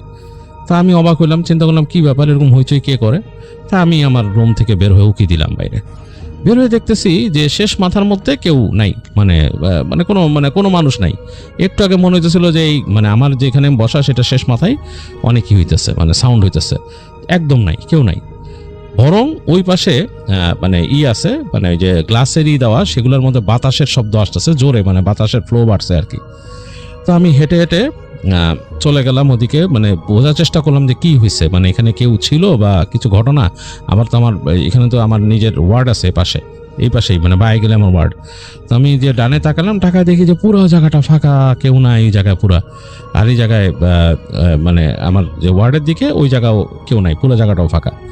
তো আমি ডানে বামে তাকায় আবার ফেরত যাবো রুমে, হঠাৎ করে মনে হলো আমার ওয়ার্ডের সামনে, আমার যে ওয়ার্ড ছিল, যেখানে নাকি পেশেন্টগুলো থাকে, তার সামনে যে টানেলটা, ওখান থেকে হঠাৎ করে একটা মেয়ের চিৎকার শুনলাম। মনে হলো যে একটা মেয়ে জোরে চিৎকার করে উঠলো, তাকে কেউ টেনে ছেঁচড়ায় নিয়ে গেলে যেরকম হয় সেরকম ভাবে সে চিৎকার করতেছে, একটা শব্দ, আর মনে হচ্ছে কিছু ধরার চেষ্টা করতেছে, এরকম একটা শব্দ। তা আমি শুনে এক সেকেন্ডে স্থির থাকতে পারলাম না। আমি ভাবলাম যে কি হলো এখানে, কেউ কি কাউকে টেনে নিয়ে যেতেছে, কোনো সমস্যা এখানে? একটু আগে যেহেতু মানুষের শব্দ শুনছি, আবার এখন তো হ্যারিকেন সিজন, আর এই হাসপাতাল বিশাল সাইজ, এটা বিশাল একটা জাইগেন্টিক হাসপাতাল, এবং এখানে অনেক উইং এখন বন্ধ করে দিছে, কোনো একটা সমস্যা হয়েছে নাকি। তা আমি দৌড় দিলাম ওই জায়গায়, ওই সাউন্ড লক্ষ্য করে যে ওদিকে কি হইতেছে, ঘটনা কি। যেহেতু আমি এখানে ডিউটি ডাক্তার, আমার তো দেখতে হবে জিনিসটা। আমি দৌড় দিয়ে আমি যখন আমার ওয়ার্ডের দিকে তাকাইলাম, ফট করে ওয়ার্ডের বাতিগুলো নিভে গেল, যে মেন যে বাতি থাকে লাইটটা, ওইটা নিভে গেল, ঝাপ করে নিভে গেল। ইমার্জেন্সি লাইট ছিল, চার্জ লাইট, সেগুলো জ্বলে উঠছে।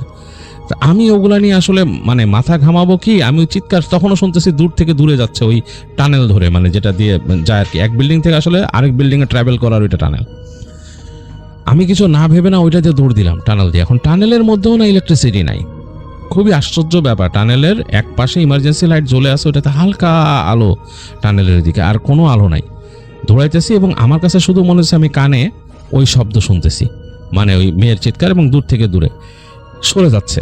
আমি দৌড়াইতে চলে আসলাম একটা জায়গায়, এসে দেখি যে আমি একটা জায়গায় ঢুকছি যেটা চারপাশে এরকম দেয়ালের মধ্যে বক্স করা। আমি পুরাই বুঝে গেলাম যে এই জায়গায় এই যে এক্সটেন্ডেড মর্চুয়ারিটা, এইটা হচ্ছে এক্সটেন্ডেড মর্চুয়ারি। আমি মর্চুয়ারিতে চলে আসছি, এবং ওই ইমার্জেন্সি লাইটের হালকা আলো এখানে পড়ে আছে, আর কিছু দেখা যাচ্ছে না। এইটা খুব অযত্নে রাখা, এখানে কেউ ধরে নাই কিচ্ছু, কেউ ধরে নাই বা কিচ্ছু, কেউ ঠিক মতো ক্লিনও করে না, মনে হয় যে খুবই অন্যরকম ভাবে পড়ে আছে জায়গাটা। এবং আমি তাকায় দেখলাম এই পাশের যে ইমার্জেন্সি লাইটটা পড়ছে, ওইটার হালকা আলোতে এই পাশ দিয়ে একটা করিডোরের মতো গেছে, প্যাসেজের মতো, এবং সেইখানে যে একটা দরজা। তাই বুঝলাম যে এইখানে মনে হয়, আমি বুঝে গেছি যে এখানে ক্রিমেট করা হয় বা এখানে না পোড়ানো হয়। আমার কেন জানি গাটা হয়ে গেল, একদম কাটা দিয়ে উঠলো। এগুলো একদম রামেশ বলতেছে যে আমার গা কাটা দিয়ে উঠলো। তো আমি কয়েক সেকেন্ড ডাইনে বামে তাকায় ওদিক থেকে পিছন ফিরছি, ঘুরছি, ঘুরে ডানে বামে তাকায় দেখলাম আর কি, ওই ইটাও দেখলাম, করিডোরটাও দেখলাম, এখানে ড্রয়ারগুলোও দেখতেছি। ড্রয়ারগুলো বেশ পুরনো ড্রয়ার, অনেক পুরনো ড্রয়ার, বডি এখানে রাখা হয়, প্রিজার্ভ করা হয়। তো আমি ঘুরে দাঁড়াইলাম, ঘুরে পিছন ফিরে দাঁড়ায় আমি আবার চলে আসবো দিকে, আমার সেই দিয়ে সেই টানেল দিয়ে আমি ব্যাক করবো আবার, কারণ আমার সারা শরীর একদম জমে গেছে, শরীরটা কেমন ভার লাগতেছে আমার কাছে। এই সময় হঠাৎ করে ফিল হলো আমার ঘাড়ের পিছনে কেউ একজন আছে, এবং চিৎকার চেঁচামেচি কিন্তু কিচ্ছু নাই, কোনো ওই যে মেয়ের শব্দ বা কেউ, কোনো মানুষের প্রাণী নাই এখানে, এমন নিশ্চিত। আমার মনে হলো আমার ঘাড়ের মধ্যে একটা নিঃশ্বাস পড়লো, একদম আমি ফিল করলাম একটা নিঃশ্বাস পড়ছে আমার ঘাড়ের উপর। আমি চমকায় তাকায় দেখি আমার থেকে প্রায় হাত দুয়েক পিছনে একটা মেয়ে দাঁড়ায় আছে, এবং তার চুলগুলা একদম দুই পাশ থেকে পড়ছে, দুই পাশে, একদম ঘাড়ের থেকে দুই পাশে চুল পড়ছে একদম। চোখগুলো মনে হচ্ছে জ্বলতেছে অঙ্গারের মতো, মুখের চামড়া মনে হচ্ছে পেল পুরা কেমন। আমাকে দেখে মুখটা বের করে একটা হাসি দিল, এবং দাঁতগুলো পুরো ময়লা, একদম অন্যরকম, মুখের ভেতরটা কালো কুচকুচা। এটা আমি পুরো দেখছি হচ্ছে সেই ওই যেখানে যে চার্জ লাইট, ব্যাকআপ লাইট, সেটার আলোতে। এবং ওইটা মুখটা হা করার সাথে সাথেই এই যে লাইটটা ছিল এখানে, যে ইমার্জেন্সি লাইট, সেটাও তপ করে দুইবার নিভে গেল, একদম অন্ধকার, গুড়গুড়টি অন্ধকার। আমি দৌড় দিলাম ওখান থেকে। তা আমি দৌড়াইতে দৌড়াইতে পুরা করিডোর পার হয়ে আসছি, এসে দেখতেছি মানে আমার মাথায় আর তখন সেন্স নাই যে আমি কি করব বা কিছু। আমি ডানে দেখতেছি যে আমার সেই ওয়ার্ডের মধ্যেও মনে হচ্ছে মানুষের চেঁচামেচি হইতেছে, এবং আমি জানি ওখানে 2-3 জন পেশেন্ট আছে। আমার আসলে ওইটা দেখার মতো সাহস নাই, ভেতরে ঢোকারও সাহস নাই, এখানে বাতিও নাই। ওই ভেতরে ওয়ার্ডের ভিতরে যে ইমার্জেন্সি লাইটটা সেইটা মনে হচ্ছে জ্বলতেছে, নিপতেছে, স্টার্টারিং করতেছে। আমি দৌড় দিলাম এই পাশের যে করিডোর ধরে দৌড়ায় যায়, ডানে যায় ঢুকে আমার যেই নার্সিং স্টেশনের পাশে আমার কামরা, সেদিকে আমি ভয়ে আর অন্য কোথাও আমার যাওয়ার মতোই না। আর এই বিল্ডিংটা এত হিউজ ছিল যে কোনো উপায় নাই। আমি দৌড় দিলাম, দৌড় দিয়ে যে আমার যে রুমটা যেখানে আমার ডিউটি ছিল বসার জন্য, ওই জায়গায় ডেস্কটার কাছে আসলাম। এসে আমি দেখতেছি আমার রুমেও বাতি নাই, ইমার্জেন্সি লাইট জ্বলে নিভে, পিছনে অনেক পিছনে, মানে ওই জায়গায় না, একদম পিছনে ইমার্জেন্সি লাইট জ্বলতেছে, নিপতেছে, পিটপিট করতেছে, এবং বাইরে মনে হচ্ছে তুমুল ঝড়। এখানে আয়নার ফাঁক দিয়ে দেখা যাচ্ছে একেবারে মানে অন্যরকম পরিবেশটা, আসলে মানে অপার্থিব বলার মতো না এরকম। আর আমার রুমের এক সাইডে মনে হচ্ছে ওই যে আমি দেখে আসছি একটু আগে পিছনে, ওইটা দাঁড়ায় আছে একদম কর্নারে। আসলে আমার আর কোনো সেন্স ছিল না, আমি ওখানে জ্ঞান হারায় ফেলি। আমার যখন হুঁশ ফিরে তখন আমি দেখি যে আমাকে বিছানায় শোয়া রাখছে এবং আমার পালস টালস নিচ্ছে সব, আর সাথে নার্স টার্স আছে, এবং ওখানে তখন বিদ্যুৎ টিদ্যুৎ স্বাভাবিক সব। আমি জিজ্ঞেস করলাম যে কি ব্যাপার, তারা জিজ্ঞেস করছে you tell me what happen. তো আমি তাদেরকে সব বলতে চাচ্ছিলাম, তো আমাদের মধ্যে ওইখানে যে আরেকজন ডাক্তার ছিল সিনিয়র, সে আমাকে থামাই দিল, বললো যে নট নাও, আমাকে রিল্যাক্স করতে বললো। তারা আমার দিল, ঘুমের ওষুধ দিয়ে দিল আইভির মাধ্যমে, আর আমি ঘুমাই গেলাম। তো যাই হোক, আমার যখন পরবর্তীতে আমি যখন একটু ঘুম ফিরছি, মানে আমার যখন ঘুম ভাঙছে, আমি যখন নর্মাল সেন্সে আসছি, তখন আমি আলাপ করলাম ডাক্তারের সাথে। তো ডাক্তার হাসে, আমাকে কিছু বলে না, সিনিয়র ডাক্তার। পরবর্তীতে আমি ওখানে ওয়ার্ডে যে লোকটা কাজ করতো, ওর কাছে আমি শুনছিলাম যে ওই জায়গাটা চরম হন্টেড, ওই যে পুরানো ওই জায়গাটা সম্বন্ধে আগেও শুনছি, এবং বিশেষ সময় ওই জায়গাটা নাকি বেশ ভয়ঙ্কর হয়ে যায়, এবং ওই হাসপাতাল এমনিও শাটডাউন হয়ে যাবে। আমিও ওখান থেকে তাড়াতাড়ি রেজিগনেশন দিয়ে চলে যাই, আমার ওখানে আর করার ইচ্ছা ছিল না, আমি ছেড়ে ওখান থেকে চলে যাই।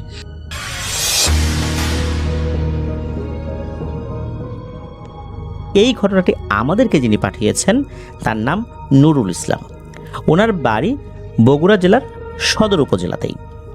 গ্রামের নামটি বলেছেন সঙ্গত কারণে গ্রামের নামটি প্রকাশ করতে চান নাই। ঘটনাটি উনি ওনার নানির কাছ থেকে শুনেছিলেন।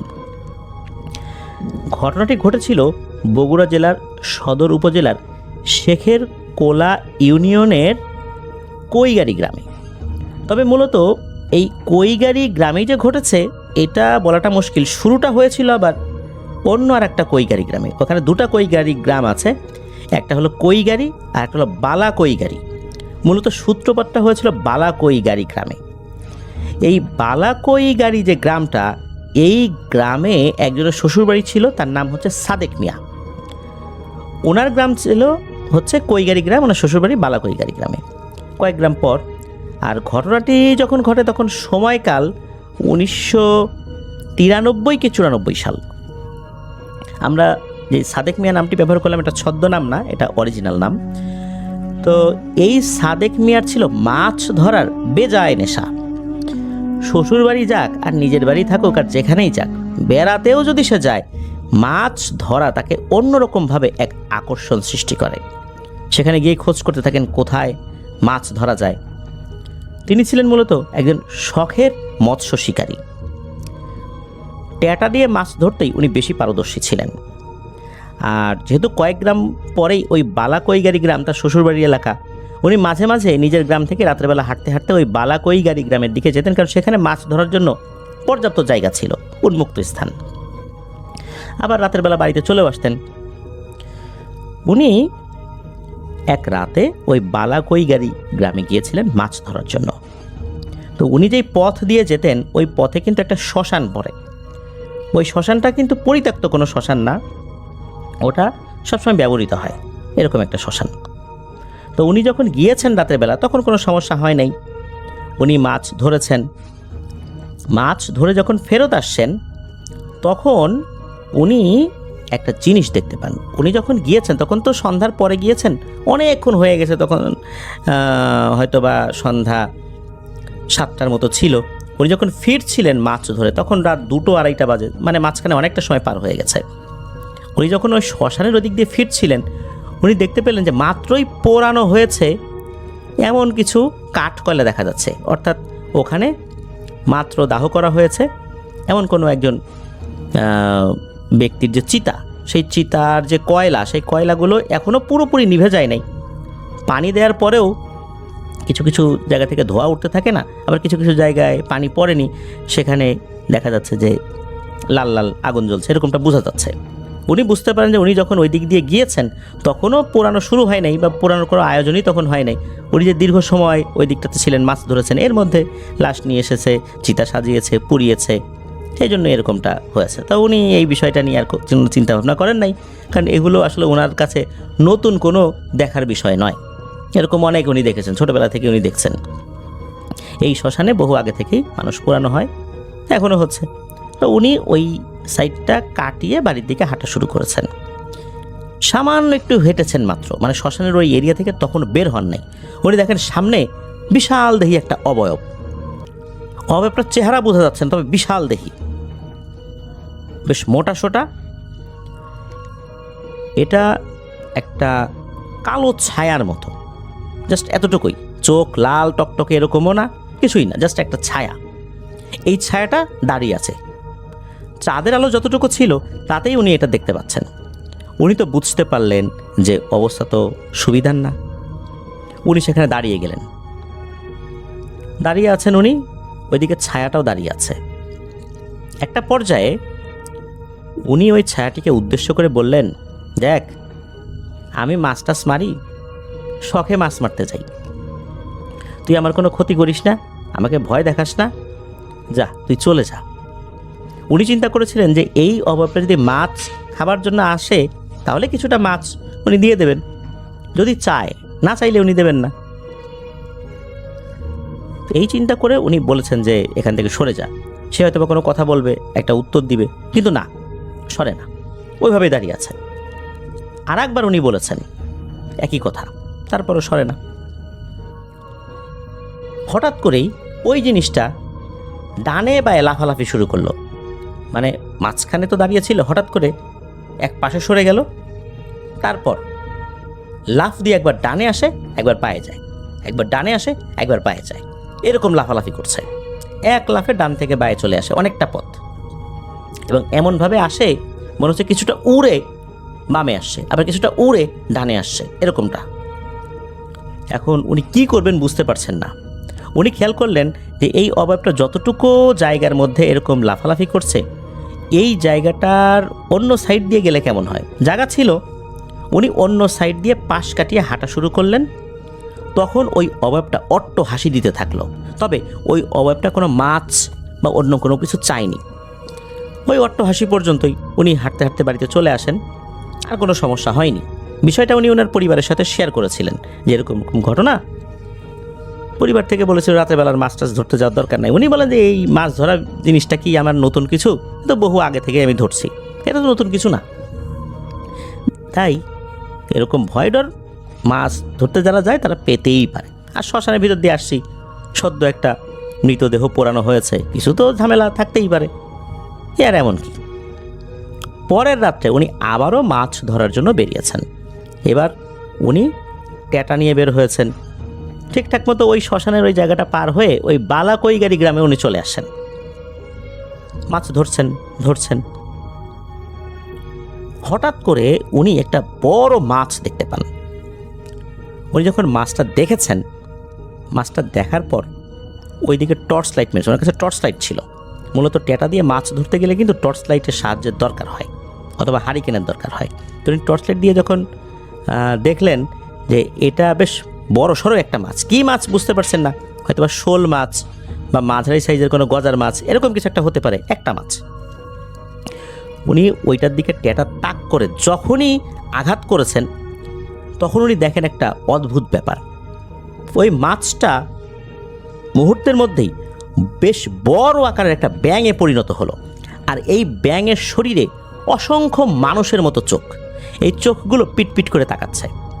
একটা চোখ পিটপিট করে তো অন্য চোখ খোলা থাকে, আবার অন্য চোখ পিটপিট করে তো আর একটা চোখ খোলা থাকে, এইরকম অসংখ্য চোখ, পুরো ব্যাঙের শরীর ভর্তি চোখ, ওনার দিকে এভাবে তাকিয়ে চোখ পিটপিট করছে। উনি তো এটা দেখে বেশ ভয় পেয়ে যান, সাথে সাথে দূরে সরে আসেন। চিন্তা করলেন এটা আমি কি দেখলাম, এরকমটা কেন হলো? আমার মনে হলো না, কি দেখছি না দেখছি, মনে হয় চোখের ভুল। উনি সামনে এগিয়ে গিয়ে দেখেন যে কিছুই নাই। উনি চিন্তা করে ধুর, এটা চোখের ভুল। এই চিন্তা করে উনি আবারও মাছ খোঁজা শুরু করেছেন। অল্প সময়ের মধ্যেই উনি আরও একটা বেশ বড়সড় মাছ দেখতে পান। এটা যে কী মাছ ছিল এটা ওভাবে জানা যায় না। উনি ওই মাছটির দিকেও তাক করে যখন ট্যাটা ছুঁড়েছেন, উনি বুঝতে পারলেন যে মাছটির শরীরে ট্যাটা বিঁধেছে। যখনই মাছটিকে তোলার জন্য উনি গিয়েছেন, উনি দেখেন বিশাল বড় আকৃতির একটা ব্যাঙ, মানে মাছটা ব্যাঙে পরিণত হয়েছে। আর এটারও অনেকগুলো চোখ, ঠিক আগের মতো। চোখগুলো তাকিয়ে পিটপিট করছে, ওনার দিকেই তাকিয়ে আছে, মানুষের চোখের মতো, পুরো শরীর ভর্তি মানুষের চোখের মতো অসংখ্য চোখ। এইটা দেখার পর উনি আর সাহস ধরে রাখতে পারেন নাই, তবে উনি অজ্ঞান হন নাই। উনি ওইখান থেকে দ্রুত বাড়ির দিকে চলে আসেন। বাড়িতে আসার পথে কিন্তু কোনো ধরনের কোনো সমস্যা হয়নি। বাড়িতে আসার পর সকাল থেকে ওনার প্রচণ্ড জ্বর। সকালবেলা পরিবারের সাথে এই বিষয়টা নিয়ে আলোচনা করেছেন যে কি হয়েছিল। পরিবার থেকেও তাকে অনেক বকাঝকা করে, তোমার তো এরকম যাওয়া উচিত হয় নাই, আগের রাত্রে এরকম একটা ঘটনা ঘটলো, আবার এই রাত্রে একটা ঘটনা ঘটলো, এটা তো তোমার বোঝা উচিত ছিল। উনি চিন্তা করেছিলেন, অর্থাৎ এই সাদেক মিয়া চিন্তা করেছিলেন যে জ্বর হয়েছে, দেখি ভালো হয়ে যায় কিনা, যদি অবস্থা খারাপ দেখি তাহলে ঝাড়ফুঁক করাবো। কিন্তু না, ওনার জ্বরের অবস্থা এরকম ছিল যে খুব বেশি ভালো না, এই ভালো হয় কিছুটা, আবার একটু খারাপ হয়। উনি চিন্তা করছে এই তো ভালো হয়ে যাচ্ছে, আবার একটু খারাপ হয়ে যায়। তো এরকম করতে করতেই 3-4 দিন অতিবাহিত হয়ে যায়। আর এই 3-4 দিন পর হঠাৎ করে উনি মারা যান। চিকিৎসা নেয়ারও আসলে ওরকম সুযোগ হয়নি, বা উনি ভাবছিলেন যে ভালো হয়ে যাব, ভয় পেয়েছি জ্বর আসছে, আর এমন কি। কিন্তু না, তা হয়নি। আসলে ওই যে শ্মশানের ওই অবয়বটা ওখানে কেন এসেছিল, মাছ খাবার জন্য কিনা? মাছ তো সে চায়নি। কেনই বা ডানে বায়ে লাফালাফি করছিল, কেনই বা তার পিছু নিল না? আবার পরের দিন এই মাছকে আঘাত করার পর এই ব্যাঙ যে আসলো, যার শরীর ভর্তি মানুষের মতো চোখ, এটাই বা কি ছিল? ওখান থেকে আসার পথেও কিন্তু কোনো ধরনের অসুবিধা হয়নি, সে কোনো ভয়ঙ্কর স্বপ্নও দেখেনি।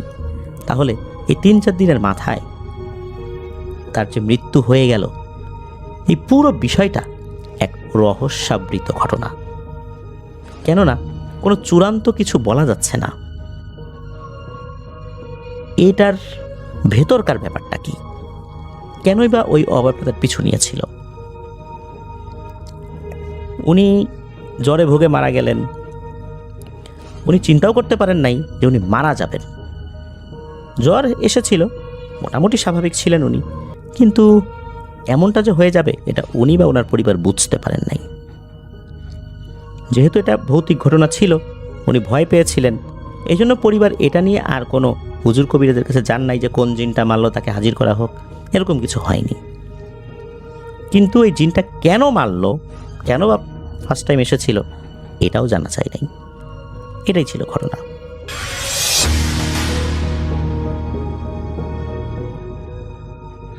আমাদের গায়ে নুরুমিয়া নামে এক লোক থাকতো। তার মতো বদমাশ লোক খুব কমই দেখেছি আমি।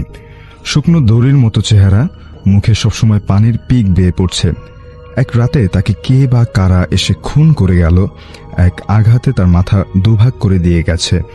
তার মারা যাওয়াতে কিন্তু সেই গ্রামের মানুষ বেশ খুশি হয়েছিলেন। পরদিন পুলিশ এসে লাশ পরীক্ষা করে বলল এই লাশ ময়নাতদন্ত করতে হবে। গ্রামের মাতব্বর অনেক কষ্টে আমাদের 4 জনকে রাজি করলেন মর্গে যেতে। আমরা 4 জন আর মাতব্বর মিলে রওনা দিলাম। লাশ কাটা ঘরে আনতে আনতে দুপুর হয়ে গেল। আমাদের মধ্যে 2 জন ফিরে যাবার কথা, তারা একটু বিশ্রাম নিয়ে ফিরে গেল। এদিকে আমরা বাকি 3 জন অপেক্ষা করলাম কখন লাশ কাটার জন্য লোক আসবে, কিন্তু কেউই আসে না। আবার রাত হয়ে গেলে মুশকিল, তাই মাতব্বর ঠিক করলেন তিনি আর আফজাল মিলে থানায় যাবেন। তাই আমাকে একাই থাকতে হচ্ছে। এখানে আসা পর্যন্ত আমি একাই রয়ে গেলাম সেই লাশের সাথে। তো তারা চলে গেলেন। এদিকে বিকেল শেষ হয়ে যাচ্ছে, আশেপাশে মাঠের লোকজনও চলে যাচ্ছে। সবাই যাওয়ার সময় একটা কথাই বলে যাচ্ছে, ভাইজান সন্ধ্যার আগে কিন্তু চইলা যায়েন, এটা কিন্তু লাশ কাটা ঘর, বেশ ভালো জায়গা না। আশেপাশে কতগুলি ভয়ঙ্কর কুকুরও ঘোরাঘুরি করছে। আমি আর কি করব অপেক্ষা করা ছাড়া। এদিকে সন্ধ্যা হয়ে এলো। বসে বসে মশার কামড় খাচ্ছি আর নুরু মিয়াকে গালাগালি করছি। এমন সময় প্রচণ্ড বাতাস আর বৃষ্টি শুরু হলো। এই আকস্মিক বৃষ্টিতে আমি থমকে গেলাম, কি করব কিছুই বুঝতে পারছি না। হঠাৎ শুনলাম মাতব্বরের ডাক। আমিও পাল্টা ডাক দিলাম, ভাবলাম তারা হয়তো ফিরে এসেছে। হঠাৎ মনে হলো এই বৃষ্টিতে বাইরে দাঁড়িয়ে ভিজছি কেন, ভিতরে গিয়ে অপেক্ষা করি তারা আসা পর্যন্ত। ঘরের ভেতরে ঢুকেছি। হঠাৎ কেন জানি না আমার মনটা ভালো কাজ করছে না। আমার মনে হচ্ছে কাজটা ভালো হচ্ছে না। খবরদার ভিতরে যাস নে, কেমন যেন শিরশির করে উঠল শরীরটা। তাও সাহস নিয়ে ভেতরে গিয়ে বসলাম। অন্ধকারে কিছুই দেখা যায় না। বিদ্যুৎ চমকালে দেখা যায় নুরু মিয়ার লাশ একই ভঙ্গিতে স্থির হয়ে আছে।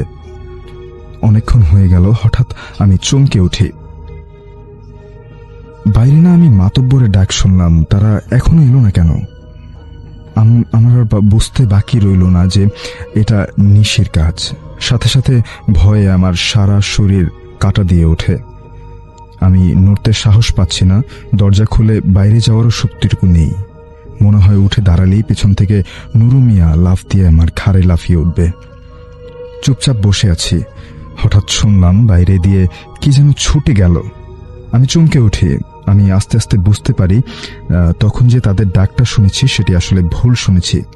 তখনই আমার বের হয়ে যাওয়া উচিত ছিল। আমি বের হতে যাব, তখনই শুনি আরেকটা আওয়াজ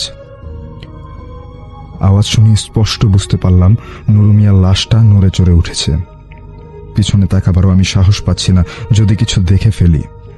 বৃষ্টি তখন কমে এসেছে। মেঘ পরিষ্কার হয়ে বড় একটা চাঁদ উঠেছে আকাশে।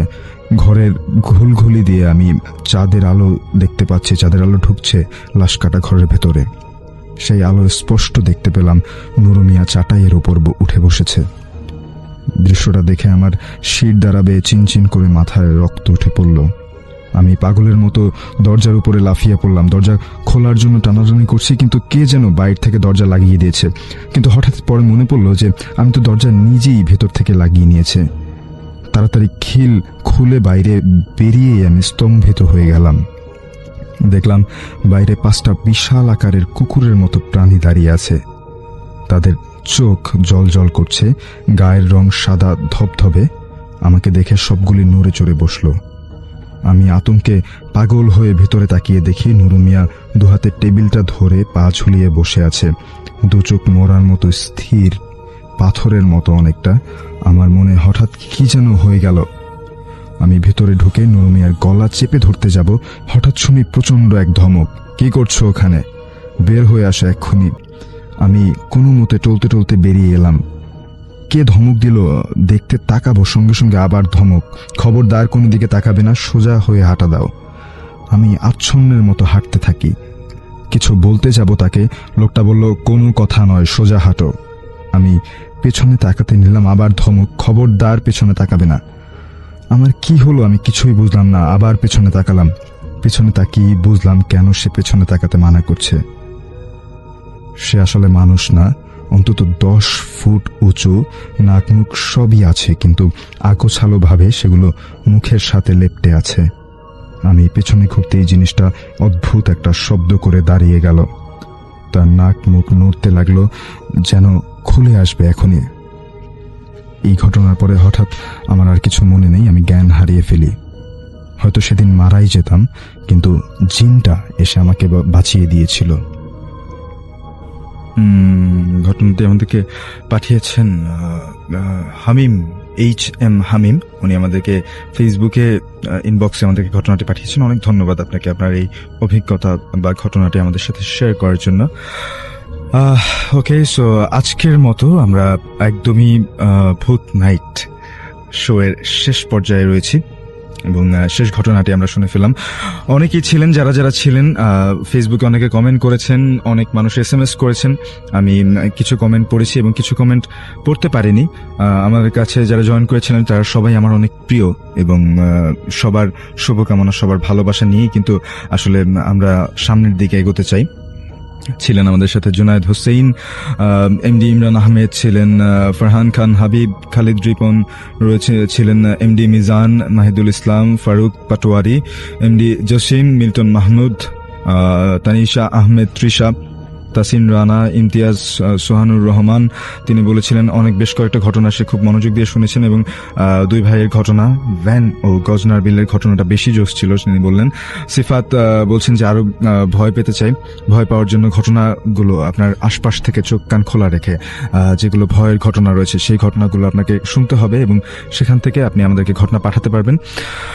সো আজকের ভূত নাইট শেষের দিকে যাওয়ার আগে আমি বলতে চাই, আপনারা চাইলেই কিন্তু আমাদের শো সম্পর্কে আপনার যে কোনো পরামর্শ অথবা মন্তব্য প্রদান করতে পারেন। এর মন্তব্যটা কোথায় প্রদান করবেন? আপনি আমাদেরকে SMS করতে পারেন, SFM স্পেস আপনার নাম স্পেস আপনার মন্তব্য। আর যদি আপনি আমাদের সাথে সরাসরি এসে ঘটনা শেয়ার করতে চান, আপনার নাম এবং মোবাইল নাম্বারটি লিখে পাঠিয়ে দেবেন 26969 এই নাম্বারে। আপনি আমাদেরকে Facebook audio streaming, live audio streaming comment করে কিন্তু আপনার মন্তব্যটি আমি যদি এখানে পড়ে নাও শোনাই, তারপরেও কিন্তু আমি সেগুলো চেক করব এবং সেখান থেকে জানতে পারবো কি বলছেন, কার কি মতামত। সো আজকের মতো শেষ করছি ভূত নাইট। সবাই ভালো থাকবেন এবং সতর্ক থাকবেন। হয়তো আপনার আশেপাশে এমন কেউ আছে যাকে আপনি দেখতেই পাচ্ছেন না।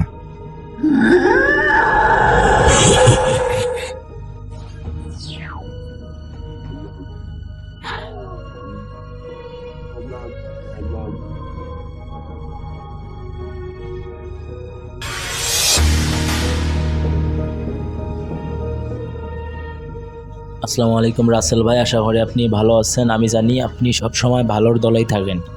আমার নাম মোহাম্মদ রাজু মিয়া, আমার বাড়ি রংপুর বিভাগ, লালমনিরহাট জেলা, আদিতমারি থানা। ঘটনাটি ঘটেছে আমার পাশের একটি গ্রামে। ঘটনাটি ঘটেছে আমার সঙ্গে। আমি একদিন হঠাৎ করে রাতে বাইক নিয়ে যাওয়ার সময় সামনে একটা কালো বিড়াল দেখতে পাই। তা আমি মানে এমনিতে মনে করছিলাম যে কত তো বিড়াল থাকে, মানে হয়তো আশেপাশে তো কত বিড়ালই দেখা যায়, সাদা রঙের বিড়াল আছে, কালো রঙের বিড়াল। তো তেমনই আমি বিড়ালটাকে আসলে বাইক দিয়ে একটু, মানে বিড়ালটা আমার সামন দিয়ে গেছে, মানে বাইকের চাকা একটু লাগছে, আমি তো অতটা বুঝতে পারিনি। তো আমি আমার মতো করে আমি যাচ্ছি, মানে পাশের গ্রামে আমি মানে একটা কাজের জন্য যাচ্ছি। তখন মানে আনুমানিক 12টা, 12:30 একটা দিক এরকম। তো যাওয়ার পথে কিছু দূর যাওয়ার পর সামনে একটা দোকান, ওই দোকানে আমি থামলাম।